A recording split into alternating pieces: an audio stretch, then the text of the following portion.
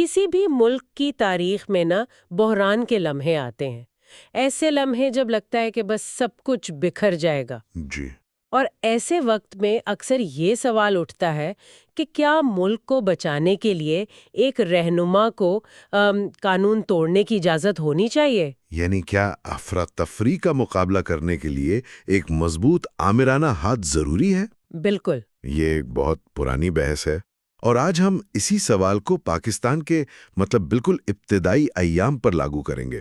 ہمارا موضوع 1947 کا وہ طوفانی دور ہے جب ایک نئی ریاست کا وجود ہی داؤ پر لگا ہوا تھا۔ جی، اور اس گفتگو کی بنیاد مصنف اور آئینی ماہر ظہیر احمد میر کی کتاب قائد اعظم آف پاکستان کے کچھ بہت اہم اقتباسات ہیں۔ یہاں یہ واضح کر دوں کہ آج ہم خاص طور پر اس کتاب میں جو نقطہ نظر پیش کیا گیا ہے اس پر گہرائی میں بات کر رہے ہیں۔ بالکل۔ ہمارا مقصد یہ سمجھنا ہے کہ قائد اعظم محمد علی جناح نے ریاست کی بقا کی جنگ اور قانون کی حکمرانی کے درمیان وہ نازک توازن آخر قائم کیا تو کیسے کیا؟ سیدھا سوال تو یہی ہے کہ جب ہر طرف آگ لگی ہو تو کیا آپ آگ بجھانے کے لیے اصولوں کو بھی جلا دیتے ہیں؟ یا پھر انہی اصولوں کو استعمال کر کے آگ پر قابو پاتے ہیں؟ جی ہاں، یہی اس کتاب کا مرکزی خیال ہے، اور یہ واقعی ایک بہت دلچسپ زاویہ ہے۔ تو آئیے پھر وہیں سے شروع کرتے ہیں۔ 1947 میں جب پاکستان بنا تو زمینی حقیقت کیا تھی؟ ہم اکثر سنتے ہیں کہ حالات بہت خراب تھے، لیکن اس کا ٹھوس مطلب کیا ہے؟ دیکھیں، یہ تصور کرنا بھی آج ہمارے لیے مشکل ہے۔ کتاب کے مطابق ریاست کا آغاز ایک مکمل خلا میں ہوا۔ خلا میں؟ جی، آپ ایک ایسی حکومت کا تصور کریں جس کے پاس نہ تو دارالحکومت میں کوئی مناسب عمارت ہے، نہ فرنیچر، نہ ٹائپ رائٹر، یہاں تک کہ سرکاری کاغذات بھی نہیں۔ اوہ! خزانہ تقریباً خالی تھا، فوج جو تقسیم ہو کر آئی تھی اس کی کوئی منظم شکل نہیں تھی۔ اور ان سب کے اوپر مہاجرین کا بحران۔ بالکل، تاریخ کی سب سے بڑی ہجرت ہو رہی تھی۔ لاکھوں بے گھر اور لوٹے پیٹے لوگ سرحد پار سے آ رہے تھے۔ یہ صرف ایک انتظامی بحران نہیں تھا، یہ وجود کا بحران تھا۔ یعنی ایک عام منگل کی صبح حکومت کے پاس کرنے کو تو بہت کچھ ہے، لیکن کرنے کے لیے وسائل صفر۔ اس ماحول میں تو پہلا رد عمل یہی ہوگا کہ بھائی جو سمجھ میں آئے، جیسے سمجھ میں آئے بس کر گزرو۔ ضابطے اور قانون کی کتابیں تو بعد میں دیکھی جائیں گی۔ یہی تو وہ نقطہ ہے جہاں مصنف ایک بہت گہری بات کرتے ہیں۔ وہ اس صورتحال کو بیان کرتے ہوئے لکھتے ہیں، پاکستان کا آئین اس وقت تحریری نہ تھا، مگر جناح کا نظم ہی اس کا آئین تھا۔ یہ ایک بہت بڑا دعویٰ ہے۔ بہت بڑا دعویٰ ہے۔ اس کا مطلب تو یہ ہوا کہ ایک شخص آئین کی جگہ لے رہا ہے، لیکن کیا یہ ایک خطرناک مثال قائم نہیں کرتا؟ صحیح۔ مطلب اگر کل کو کوئی اور رہنما آئے جو اتنا اصول پسند نہ ہو تو کیا پھر اس کی شخصیت ہی آئین بن جائے گی؟ اس طرح تو آمریت کی بنیاد پڑ سکتی ہے۔ یہ ایک بہترین سوال ہے، اور اس ابہام کو دور کرنا بہت ضروری ہے۔ مصنف کا نقطہ یہ نہیں ہے کہ قائد اعظم نے خود کو آئین سے بالاتر سمجھا۔ اچھا۔ بلکہ جب کوئی تحریری آئین، کوئی فعال پارلیمنٹ یا قائم شدہ ادارے موجود ہی نہ ہوں تو ریاست کو چلانے کے لیے کوئی نہ کوئی اصول تو چاہیے۔ مصنف کا استدلال یہ ہے کہ ان حالات میں قائد اعظم کا ذاتی کردار، ان کا قانون کی پاسداری پر غیر متزلزل یقین اور ہر کام کو ضابطے میں لانے کی عادت خود ایک نادیدہ آئین کا کام کر رہی تھی۔ تو دوسرے لفظوں میں وہ صرف مسائل حل نہیں کر رہے تھے، بلکہ مسائل حل کرنے کا ایک نظام بنا رہے تھے۔ بالکل۔ جو ان کے بعد بھی چل سکے۔ یہ ایک طرح سے ایسا ہی ہے جیسے کوئی کمپنی کا بانی ہو جس کا اپنا کام کرنے کا طریقہ اتنا مضبوط ہو کہ وہ کمپنی کا کلچر بن جائے، اس سے پہلے کہ کوئی پالیسی کتاب لکھی جائے۔ آپ نے بالکل صحیح تشبیہ دی۔ ان کا ہر عمل اس بات کی مثال تھا کہ ریاست کو کیسے چلنا چاہیے۔ کتاب بتاتی ہے کہ وہ کوئی بھی حکم زبانی جاری نہیں کرتے تھے۔ اچھا۔ ہر ہدایت تحریری ہوتی تھی، اس کی فائل بنتی تھی تاکہ ایک ریکارڈ قائم ہو۔ ہر فیصلے کے پیچھے ایک قانونی وجہ تلاش کی جاتی تھی، چاہے وہ گورنمنٹ آف انڈیا ایکٹ 1935 ہی کیوں نہ ہو، جو اس وقت عبوری آئین تھا۔ تو یہ نظم و ضبط ہی ادارے کا کام کر رہا تھا۔ جی، یہی نظم و ضبط اس وقت ادارے کی غیر موجودگی میں ادارے کا کام کر رہا تھا۔ کتاب کا مرکزی خیال یہی ہے کہ طاقت اختیار نہیں بلکہ ذمہ داری کا نام ہے، اور جناح اس ذمہ داری کو اپنے عمل سے نبھا رہے تھے۔ ٹھیک ہے، تو ہم نے اصول سمجھ لیا۔ اب دیکھتے ہیں کہ یہ اصول عملی طور پر کیسے کام کرتا تھا۔ ملک کو مہاجرین کی آباد کاری، صوبوں کے درمیان اختیارات کی کشمکش، کشمیر جیسے سرحدی تنازعات، مسائل ہی مسائل تھے۔ یہ ایسے مسائل تھے جو کسی بھی مستحکم حکومت کو ہلا کر رکھ دیں۔ ان سے نمٹنے کے لیے قائد اعظم نے اپنے انتظامی اختیارات کا استعمال کیسے کیا؟ دیکھیں، یہی اس کتاب کی تحقیق کا سب سے دلچسپ حصہ ہے۔ ظہیر میر واضح کرتے ہیں کہ قائد اعظم نے بطور گورنر جنرل اپنے ایگزیکٹو اختیارات بھرپور طریقے سے استعمال کیے، جو کہ ضروری بھی تھا۔ بالکل، اس کے بغیر ملک چل ہی نہیں سکتا تھا۔ لیکن کلیدی نقطہ یہ ہے کہ یہ اختیارات ہمیشہ کسی نہ کسی قانون کے دائرے میں رہ کر استعمال ہوئے۔ وہ یہ کہہ سکتے تھے کہ بھئی حالات اتنے خراب ہیں کہ ہمیں قانون کو ایک طرف رکھنا ہوگا، لیکن انہوں نے کبھی ایسا نہیں کیا۔ اس کی کوئی ٹھوس مثال دے سکتے ہیں؟ فرض کریں کہ سرحد پر ایک ضلع کا کمشنر ہے جس کے پاس ہزاروں مہاجرین آ گئے ہیں اور اسے فوری طور پر انہیں کہیں بسانا ہے۔ جی، اس کا پہلا رد عمل تو یہی ہوگا کہ کسی خالی زمین پر قبضہ کر کے خیمے لگا دیے جائیں۔ اس صورتحال میں جناح کا نظام کیسے کام کرتا؟ بہت اچھی مثال ہے۔ کتاب کے فلسفے کے مطابق مرکز سے ہدایت یہ نہیں ہوتی کہ بس جیسے تیسے کر لو، بلکہ ہدایت یہ ہوتی کہ فوری طور پر ایک ریلیف کمیٹی قائم کرو، اس کے لیے فلاں آرڈیننس کا سہارا لو، ہر خاندان کا اندراج کرو، زمین کی الاٹمنٹ کے لیے ایک عارضی ضابطہ بناؤ اور اس کی تحریری منظوری لو۔ اچھا، شاید عملی نتیجہ وہی ہوتا کہ لوگ اسی زمین پر بستے، لیکن اس عمل نے ایک غیر قانونی قبضے کو ایک قانونی اور دستاویزی شکل دے دی۔ کام کی رفتار شاید تھوڑی سست ہوئی ہو، لیکن ریاست کی بنیاد من مانی پر نہیں بلکہ قانون پر رکھی گئی۔ بالکل، عمل سے زیادہ عمل کے پیچھے جو طریقہ کار تھا اس پر زور تھا۔ لیکن ایک سوال یہاں پھر پیدا ہوتا ہے، کیا اس طرح کی قانونی پابندیوں کی وجہ سے بحران سے نپٹنے میں تاخیر نہیں ہوتی؟ جب لوگوں کو فوری مدد کی ضرورت ہو تو کیا کاغذی کارروائی کو ترجیح دینا درست ہے؟ یہ قلیل مدتی اور طویل مدتی سوچ کا فرق ہے۔ قلیل مدتی طور پر شاید کچھ تاخیر ہوئی ہو، لیکن طویل مدتی طور پر آپ عوام میں یہ اعتماد پیدا کر رہے ہیں کہ ریاست اندھا دھند فیصلے نہیں کرتی، کہ اس کا ایک نظام ہے۔ اس کا ایک نظام ہے، اور وہ نظام سب کے لیے برابر ہے۔ جب صوبوں کے درمیان پانی یا وسائل پر تنازعات ابھرے تو انہوں نے گورنر جنرل کی حیثیت سے مداخلت کی، لیکن یہ مداخلت بھی گورنمنٹ آف انڈیا ایکٹ 1935 کے تحت دیے گئے اختیارات کے مطابق تھی۔ وہ ہوا میں فیصلے نہیں کر رہے تھے۔ یہاں کتاب کا ایک اور جملہ ہے جو اس ساری بحث کو سمیٹتا ہے، حتیٰ کہ ضرورت کو بھی قانون کے نظم میں ڈھالا گیا۔ یہ سننے میں بہت گہرا لگتا ہے۔ جی، اس کا مطلب ہے کہ ضرورت قانون کو نہیں توڑ رہی، بلکہ قانون ضرورت کو ایک شکل دے رہا ہے۔ بالکل۔ اس کا اصل مطلب یہ ہے کہ جب بھی کوئی ایسی ہنگامی صورتحال پیدا ہوئی جس کے لیے کوئی واضح قانون موجود نہیں تھا، تو حل یہ نہیں تھا کہ قانون کو بھول جاؤ۔ حل یہ تھا کہ اس ہنگامی اقدام کے لیے بھی کوئی قانونی جواز تلاش کیا جائے یا ایک نیا آرڈیننس جاری کر دیا جائے۔ اچھا، ضرورت کو قانون کا دشمن نہیں بننے دیا گیا، بلکہ ضرورت کو قانون کے تابع کر دیا گیا۔ اسی سوچ نے مصنف کے مطابق پاکستان کی پہلی آئینی اخلاقیات کی بنیاد رکھی۔ آئینی اخلاقیات، یہ ایک دلچسپ اصطلاح ہے۔ اس کا مطلب صرف آئین کی کتاب پر عمل کرنا تو نہیں ہوگا؟ نہیں، یہ اس سے کہیں زیادہ ہے۔ آئینی اخلاقیات کا مطلب ہے آئین کی روح کو سمجھنا اور اس کا احترام کرنا، خاص طور پر ان معاملات میں جہاں قانون خاموش ہو۔ اچھا، اس کا مطلب ہے کہ اختیارات کا استعمال من مانے طریقے سے نہیں، بلکہ شفافیت اور جواب دہی کے ساتھ ہوگا۔ یہ ایک غیر تحریری معاہدہ ہے کہ ریاست اپنی طاقت کا غلط استعمال نہیں کرے گی۔ قائد اعظم اپنے فیصلوں سے یہی مثال قائم کر رہے تھے کہ ریاست چاہے کتنے ہی بڑے بحران میں کیوں نہ ہو، اس کا بنیادی کردار قانون کی حکمرانی کو قائم رکھنا ہے۔ تو اگر اس ساری بحث کو سمیٹیں تو تصویر یہ بنتی ہے کہ ایک طرف تباہی کے دہانے پر کھڑی ایک نئی ریاست ہے اور دوسری طرف ایک رہنما ہے جو ہر قدم قانونی ضابطے کے مطابق اٹھانے پر مصر ہے۔ جی، ظہیر میر کی کتاب کے مطابق تاریخ کا یہ پہلو آج ہمارے لیے کیا اہمیت رکھتا ہے؟ اگر ہم اسے بڑے تناظر میں دیکھیں تو یہ ریاست سازی کا ایک بنیادی اصول واضح کرتا ہے، اور وہ اصول یہ ہے کہ قانون کی حکمرانی صرف پرامن اور مستحکم وقت کے لیے نہیں ہوتی، بلکہ خود استحکام پیدا کرنے کے لیے بحران کے وقت اس کی سب سے زیادہ ضرورت ہوتی ہے۔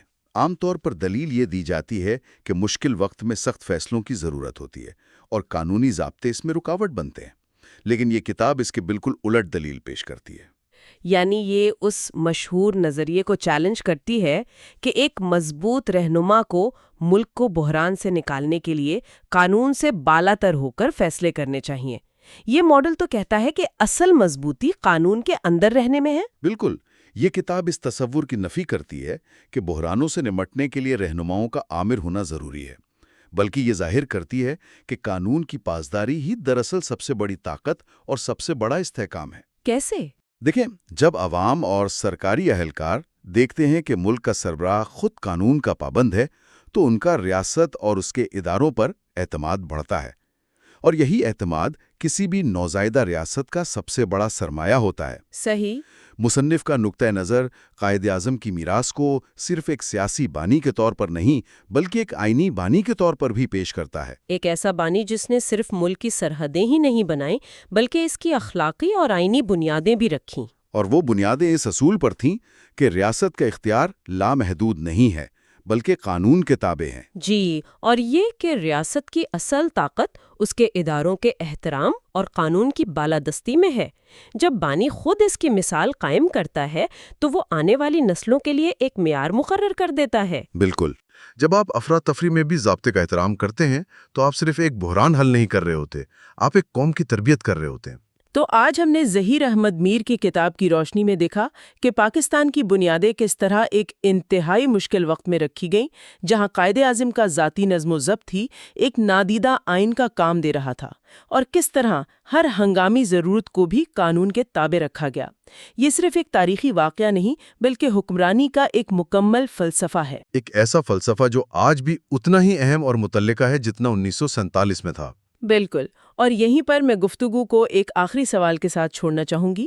ماخذ یہ بتاتا ہے کہ قائد اعظم نے موجودہ قانونی ڈھانچوں جیسے کہ گورنمنٹ آف انڈیا ایکٹ کو استعمال کیا، جی، لیکن ایک ایسی صورتحال کا تصور کریں جہاں کوئی بالکل ہی نیا اور بے مثال بحران آ جائے، جیسے کوئی عالمی وبا یا کوئی بڑا سائبر حملہ جس کے لیے کوئی پرانا قانون یا کوئی مثال موجود ہی نہ ہو۔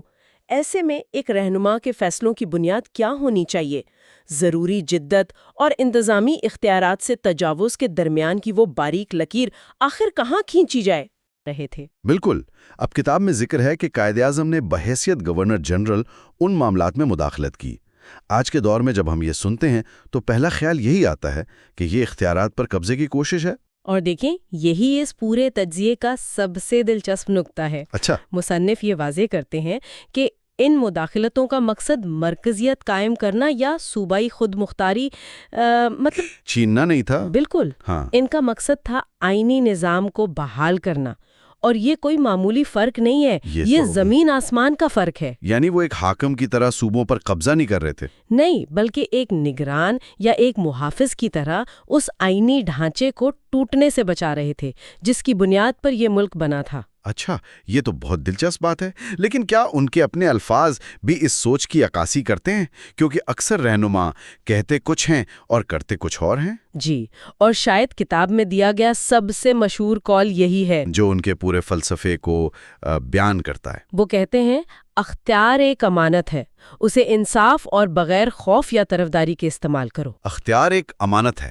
مصنف کے مطابق یہ صرف ایک خوبصورت جملہ نہیں تھا، یہ ان کے ہر فیصلے کی بنیاد تھا۔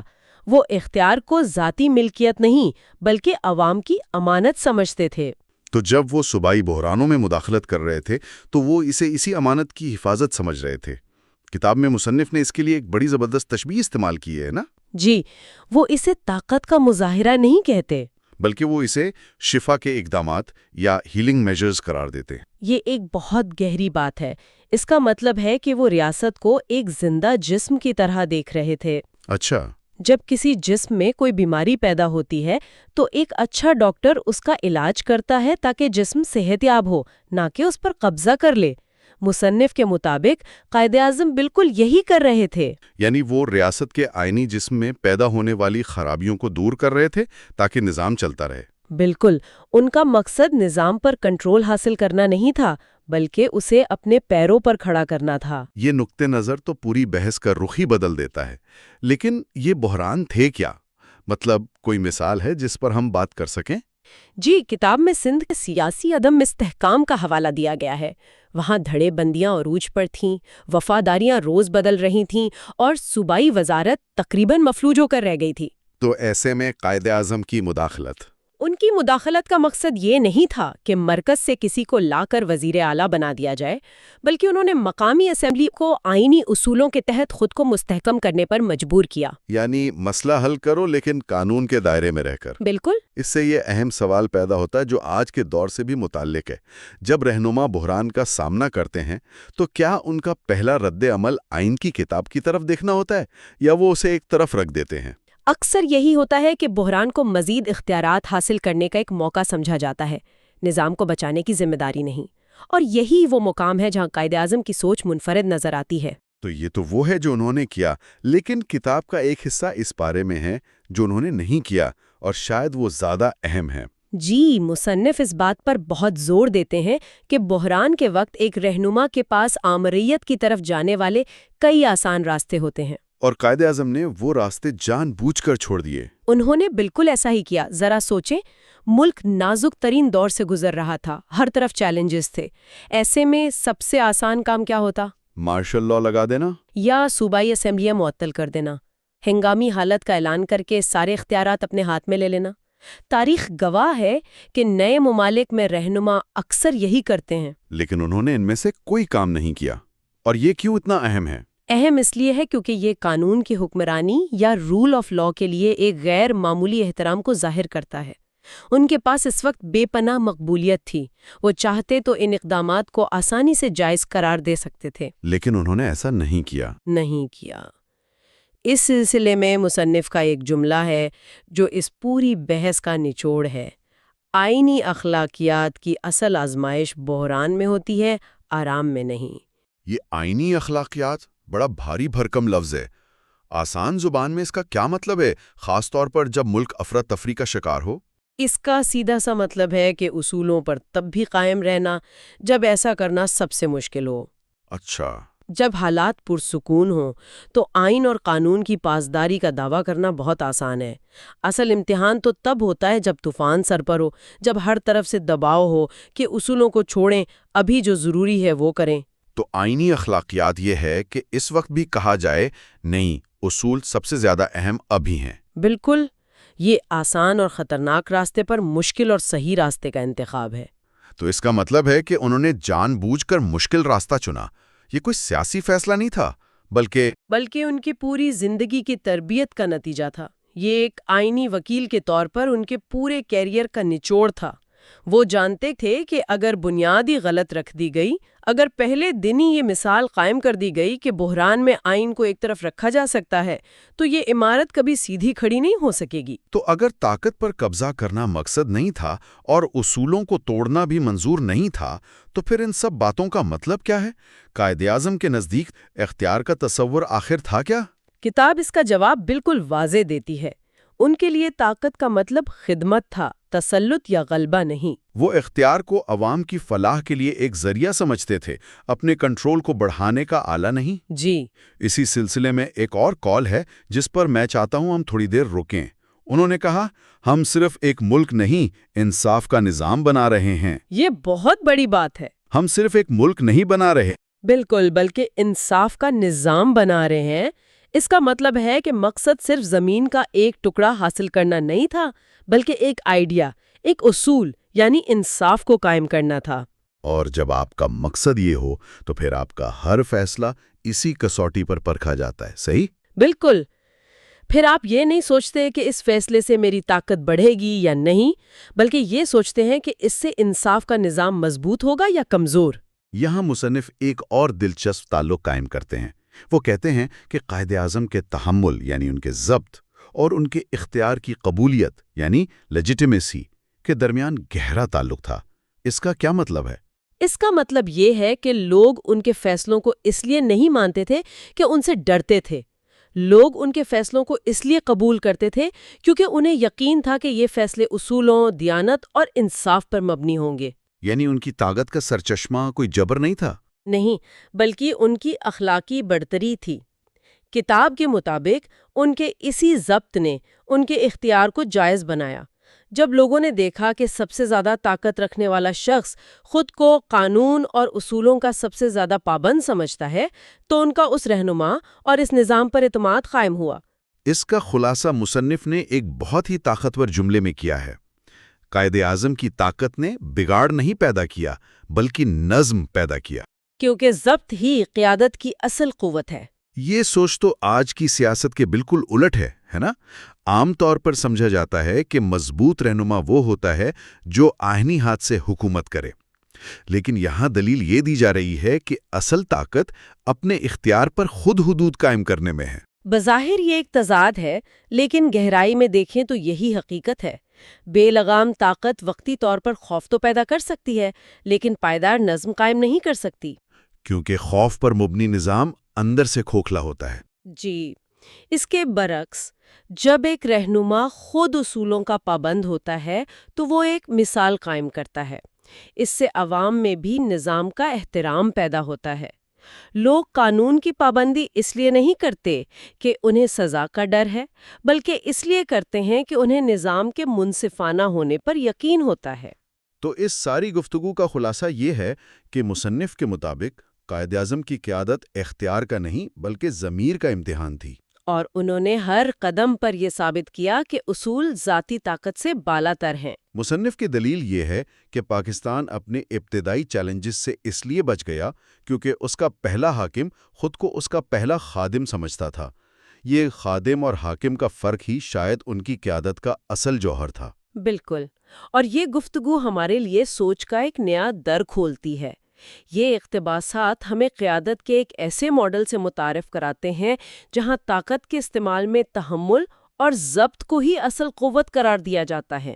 یہ نظریہ آج کی دنیا میں قیادت کے مروجہ تصورات کو چیلنج کرتا ہے۔ راس اس کے بنائے ہوئے قوانین ہوتے ہیں یا وہ مثال ہوتی ہے جو وہ خود قانون کی پاسداری کر کے قائم کرتا ہے۔